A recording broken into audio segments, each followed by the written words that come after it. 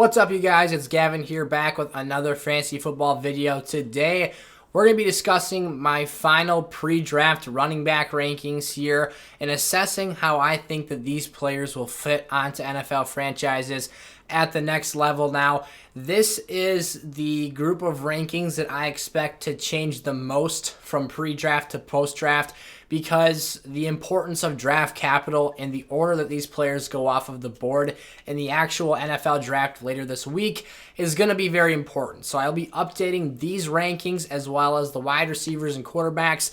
The first wide receiver pre-draft episode came out yesterday, so if you haven't checked that out, make sure to go do that after you watch this video. But again, I will be updating those videos and reformulating these rankings after we know those landing spots from the NFL draft. Day one kicks off Thursday evening, and then Friday and Saturday things will wrap up with rounds 2 through 7 split between those 2 days. So I'm super excited. I can't wait to dive into these players. Let's not waste any more time. Drop down, give today's episode a like, and click the subscribe button if you're new around here. Join the community and get yourself involved with the SFS channel. But without further ado, let's jump in to my top ranked running back here for the 2022 class. As always, in addition to subscribing, which really helps me out here, go check out the SFS Community Discord server and the SFS Twitter account if you want to get more involved with myself. Check out some more content, talk some fantasy football, especially in that Community Discord server. You can go check that out. The links to those two platforms are in the description of today's episode, and usually I'll go pin a comment down in the comment section below with that information as well. So go check that stuff out. Breece Hall is still my number one running back in this draft class. I just think that between the expectation that Breece will most likely be the first running back taken off the board, having that draft capital, having the potential to be a late first-round draft pick or high second-round choice, gives him a strong case and strong reasoning to be the number one back in this class. There's been a lot of Kenneth Walker hype generated recently. I'm a big fan, but once we get to him, I'll talk a little bit about why Breece Hall is my number one player on this board and some of the things that I think that are a little bit more murky territory for Kenneth than they are for Breece here. But I love everything that we have down on paper right now, on film as well, with Breece Hall, 6'1", 220 pounds, ran a blazing 4.39 40-yard dash, showing you why athletically that he is the most highly touted running back in this class. I would say it's pretty comfortably saying that he is the consensus RB1, but again, we have seen a lot of people sway the direction of Kenneth Walker since the NFL draft. His tape, again, is fantastic as well, and we'll talk about him. Spoiler alert, he is my number 2 running back in this class. If you guys have your thoughts and opinions, I'd love to hear those below. Drop your comments down in the comment section below. Let me know which running backs you love in this class, which running back you want to see your team target, and all that great stuff. I'm happy to talk some football with you guys in the comment section as well. But Breece Hall, he's a really nice runner on tape. He's a guy, obviously, with that size, again, 6'1", 220. He has the workhorse build, shows you why, again, pairing that size with the speed. Why some Dynasty analysts out there already have him touted as a top 5 Dynasty running back because of the youth, the athleticism, and again, the size is very important for these running backs because he shows you that he has the physical tools to take a high-level touch count in the NFL and be able to stand up to the wear and tear that that's going to have on his body. He can be a workhorse running back. He has that breakaway speed if he gets to the second level. And what I love is on tape, he shows patience, the ability to wait to find the open hole or the gap created from his offensive line. And once he hits that hole again, 4.39 speed out in space, something great to work with, a capable pass catcher, and again, patience is something that's underrated as well at the first level of that defense. So Breece Hall stays the number 1 spot for the running back group. Kenneth Walker III, my number 2 running back. Super explosive one-cut player. He is lightning quick out in space, slightly faster than Breece Hall at a 4.38 40-yard dash. The size is the one thing keeping him just a hair behind Breece, though. At 5'9", 211, he still has the ability to be a workhorse running back at the next level. For being, 4 inches shorter than Breece Hall, he's just 9 pounds lighter. So he's small, but he's very thick. He's going to have the ability to get lost behind defenses, and with that one-cut explosiveness in the open field. If he gets lost, the defensive line, the linebackers lose sight of him, and then he bursts through an open gap, he's going to hit that hole hard, and he is going to explode into the second and third levels of the defense. And after that, it's dang tough to catch him. I've talked about this and referenced this every single time I've talked about Kenneth Walker so far this offseason. But he showed up big time in Michigan State's upset over Michigan. That quickness, that explosiveness, and ability to get to the second and third levels of the defense is how they won that game and kept the chains moving against one of the nation's best defenses this year. Again, he's electric. He's a capable pass catcher, and he could be one of the top running backs in this draft class. I certainly think that he's in that top 3 range for sure. Surprise, surprise. At number 3, it is no longer Isaiah Spiller for me. I went back and forth with this. I have considered numerous players, and from day one, I haven't been a huge Isaiah Spiller guy. I've kept him at the number 3 position on my rankings for basically the entire offseason just because he was kind of that consensus top 3 guy, one of the quote-unquote big 3 running backs in this class, if you will. But I'm just not feeling him. I'll be completely honest. We'll talk more in depth about the reasoning for that once we actually get to where Isaiah Spiller is at on the list today. But someone who I've loved from the gun, or since I came across his name and started doing more research and watching more tape, has been Rachaad White. I've really liked what I've seen.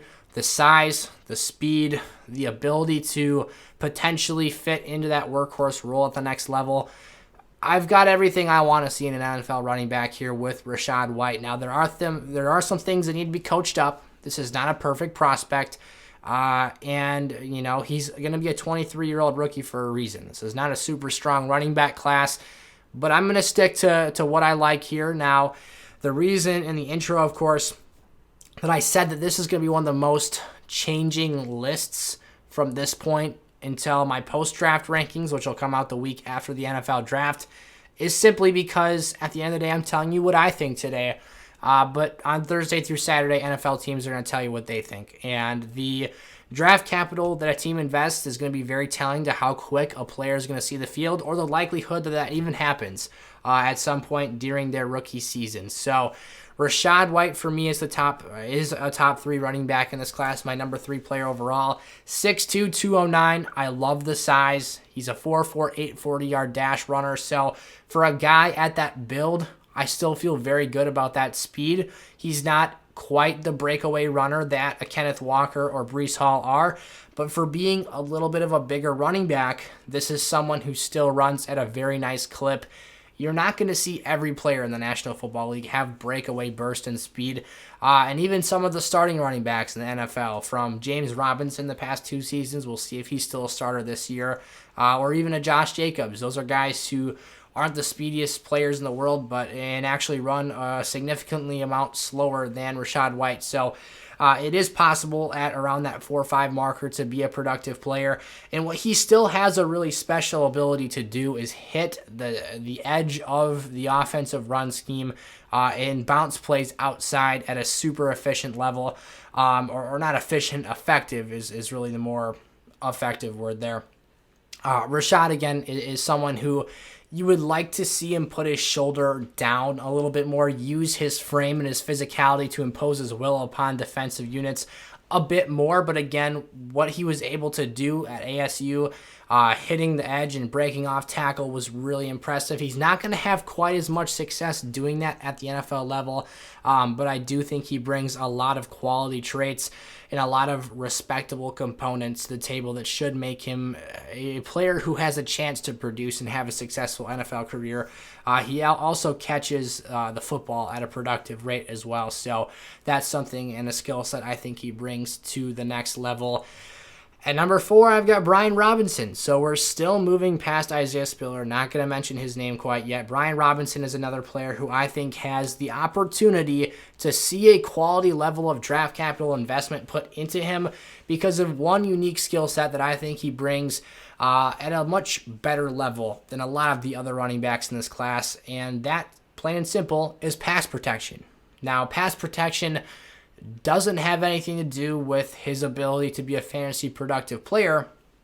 However, His ability to protect the passer, to pick up blitzers off the edge, to chip, to just flat on wall players who are trying to get after the quarterback is going to get him on the field early and often. He's going to be used in packages and sets, and teams are going to check into the run. They're going to have, third and short situations drawn up for Robinson, goal line opportunities. This is a big bruising back, and I think his skill set plays very well towards him being one of the top 5 or 6 running backs taken off the board, and being someone who has an early use case to be put on the field by a coaching staff as early as the first month of the season. Now, is he going to be a lead workhorse running back? Probably not. But he's someone that has, again, traits that are a little bit different than what some of the other players in this class bring to the table. At 6'1", 225, to me, he's the largest, most physically imposing player of these top 12 running backs I'll be covering today. 4.5, 340-yard dash. Again, not super explosive or a burner. He needs to have quality blocking to set up the ability to get him to the second and third level of the defense where he can impose as well on linebackers and safeties, defensive backs as well. But if that blocking is not there at an effective level, obviously he's going to be stopped up front and stuffed at let's be honest, a fairly high rate, because he's not someone that's super shifty and is going to be able to make defenders miss. So Brian Robinson brings a lot to the table that I like. Again, pass protection is the reason I think he will be highly coveted in the draft, and I do think he brings a nice element to the table as a rushing threat as well. He can get out and catch passes here and there, although that's not something that he's necessarily elite at. Now it's time for Isaiah Spiller, my number 5 running back in this year's draft class. Now, Spiller, someone who has done a lot of work in the receiving game. I covet his ability to bring that element to the table.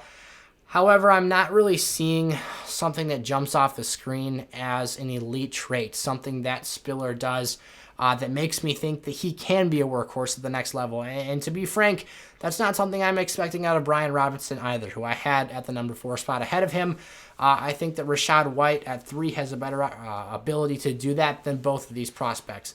But at 6'1", 216, someone that tested very poorly and elected not to run the 40-yard dash, I'm starting to question, does Isaiah Spiller have the traits to get it done at the next level, at a high level?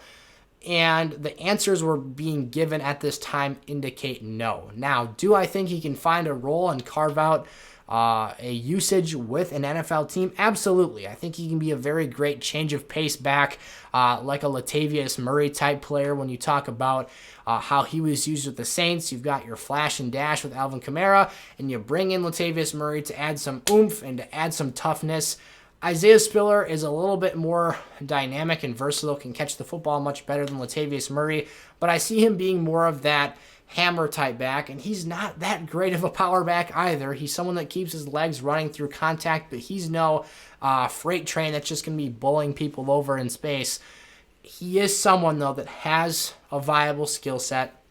I doubt his ability to distance himself from the pack as an athletic prospect, but again, skillfully, I think as a pass catcher, he does provide some upside here. And again, he could be that secondary change of pace back where he brings in a little bit more physicality for a team that has a smaller top rushing threat. So Isaiah Spiller lands down here at number 5. At number 6, I'm really damn close to putting Zamir White over Isaiah Spiller. Zamir White is someone who we talked about with Brian Robinson. He needs adequate blocking to get him into the second and third levels of the defense. If Zamir White gets past the defensive line, this dude is off to the races. He is a freaking freight train out in space. 4.4 40-yard dash. He's got some speed. If he gets in the open field, watch out. This guy is going to run past you. Actually tested faster than his teammate James Cook at the NFL Combine. Again, not super shifty. Not going to make defenders miss too much. But if you get him out there, he is going to run people over, and he is going to run past players just behind some of the top testers in the 40-yard dash at the position. And for a guy who has his size, 6 foot, 215, that is legitimate workhorse level size. Again, I don't think he has the skill set and complete traits to be that level of a player. I think he'll be like an Isaiah Spiller, a really nice change of pace back to change up the style, grind out games late in a football game. That's another use case for Isaiah Spiller as well, kind of the late down thumper, or fourth quarter thumper to kind of finish out a contest. But if a starter gets injured and Zamir White gets promoted to a starting running back for a few weeks, there's a real chance he could be a productive player in those games. Number 7 here, Jerome Ford out of Cincinnati, one of the Bearcats that obviously made the college football playoff this season. That was very fun and exciting to watch. Ford has some interesting elements to his prospect profile here, being a former Alabama player transferring to Cincinnati. So you've got kind of on your resume that you were recruited by Nick Saban. So obviously you bring some talent to the table. That is not an easy position group either to see the field with. You talk about, some of the players that have been suppressed and forced to transfer out of that Alabama system, like an Alvin Kamara formerly, who ended up finishing his career at Tennessee. It's a logical excuse that you needed to transfer and to move on to another program to get your name out there and to be able to be touted to play at the next level, because Jerome Ford proved this season that he can be that guy, and he does have workhorse level size, 5'11", 220. You love to see guys between 210, 220 pounds. That shows that they're going to be able to hold up to hits at the next level and take a high volume of touches. Fantastic to see. 4.46 40 is, not elite, but it's not terrible either. That's right in the range of speeds that you can see from starters at basically any level in the league. And overall, he's a complete back. I like what I see in the receiving game. Not someone who is an Alvin Kamara or Christian McCaffrey level receiver, but again, does have the speed if he gets out in space to break away to an extent. He's very, very good when he gets to the second and third level of the defense. Not overly physically imposing, but is someone that finishes runs very hard. Excuse me, I got some congestion in my throat. But Jerome Ford is someone who I think is an underrated prospect, and if he lands in the right situation, could be fantasy relevant. To me, it's going to really depend on his landing spot and how high he's taken in the draft, because I see a wide variety of outcomes that could take place with Ford this coming weekend. Tyler Allgeier, someone who I was a bit higher on a month or so ago when I last made these rankings. It's maybe even been 2 months now. A former linebacker at BYU. Very physical. This is a guy who is going to try and run everything in his sight over. I love that physical element of his game. Being a former linebacker, he has that mentality to go in and hit things and hit them very hard when he does so. Not overly explosive, though. That's the knock on Allgeier, and not a prolific pass catcher either. 5'11", 220 again. Does give you that workhorse level build, but it's the traits and other things that he is lacking. A 4.6 40-yard dash. Again, it's not the end of the world, but that is going to limit his upside and ability to create explosive plays. So I do think that he will have an opportunity to be some sort of a short down and distance level player, or even a goal line threat, but I don't necessarily think that teams will be inclined to give him the reins as the top rusher in an offense. Definitely not right away, at least.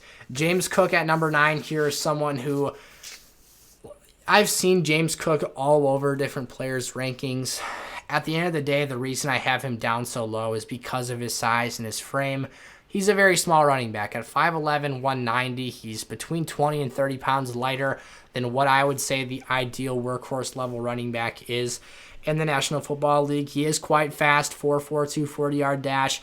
I see a lot of Dalvin Cook in him, his brother, obviously, his older brother. When I watch him on film, I see a incredibly explosive player. He's explosive as hell when he gets out in space, and is someone that is running past people at a high level. I mean, once he breaks through the first level of the defense, it is off to the races, and a lot of times he's not being caught. But at the next level, I think he's just a really good receiving back, and I hate to pigeonhole him into the scat back role and usage in the NFL.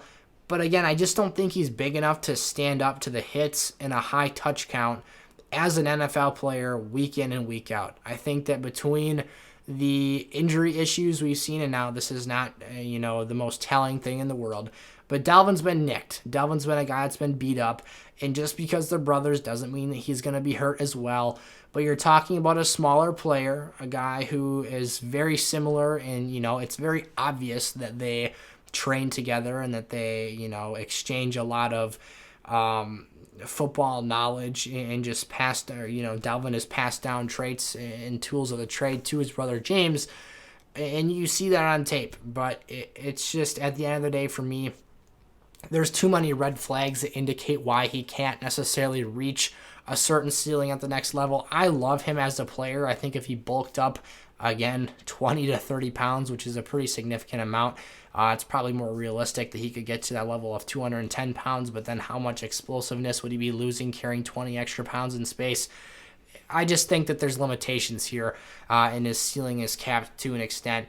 Keaontay Ingram is someone who I've really come on to lately as a player. I really like his tape. Didn't initially get me super excited, but I went back and rewatched through this stuff. I don't know if I had film fatigue or what the case was, but holy cow, did he pop the second time I watched him.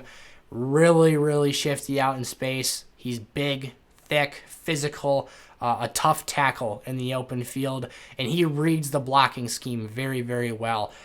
He doesn't necessarily get off path too often, which is something that I really like to see. He follows the course, the diagram, drawn up run. And there was times as well when the hole wasn't there that he was able to cut back and reverse field and make something out of nothing. You see a lot to like here. Can catch the pass really smooth out in space as well. 6 foot, 216, 4.5, 340-yard dash. So right in that average area for running backs testing. But you see some Kareem Hunt in him. The way that his body moves, the way that he shifts out in space, catches passes really smoothly.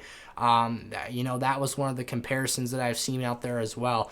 So I'm certainly not the first one to make that comparison, but something that I thought really stood out and was a very viable comp for Keaontay Ingram. So I could see him getting on the field and being an unexpected kind of breakthrough player that once he gets the chance to play, does a really nice job early in his opportunity to play. So I will definitely be keeping my eye closely on Keaontay Ingram and where he ultimately lands here later on this week. Ty Chandler at number 11 here, someone who I've also grown very fond of here as of late.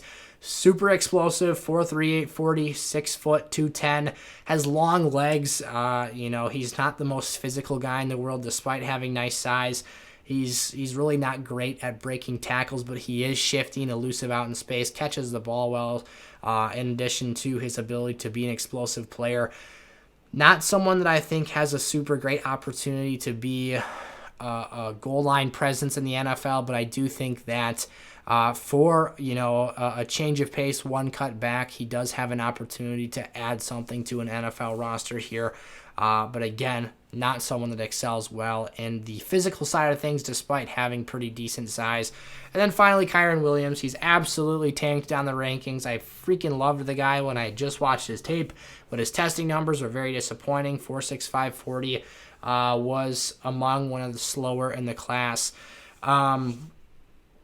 At the end of the day, I think he could be a nice pass-catching back. I think he catches the football well. I do like that although he's just 5'9", 198, he does have a thicker build and shows the ability to run through contact.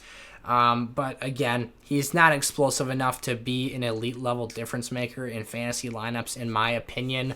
If you look at a guy, I'd say his high-end comp would be a Devin Singletary, a guy who also doesn't possess great athletic intangibles, but has a skillful set of traits that he's able to bring to the table, and that makes him fantasy relevant to an extent. So these are my top 12 running backs right now. I'm really excited about this list, and again, I can't wait to see how things change a little bit here after we learn more information about these players and their landing spots here with the NFL draft right around the corner. As always, thank you guys so much for watching. Leave a like before you head out for today's video, and click that subscribe button if you're new around here. I really appreciate you guys sticking with me through the end of today's video. One more time, go check out the community Discord server. The invite link is in the description of today's video, and whenever I get around to it, I'll pin that in the comment section as well, and go check me out on Twitter at FantasySizzle. So thanks guys, see you next time, peace out.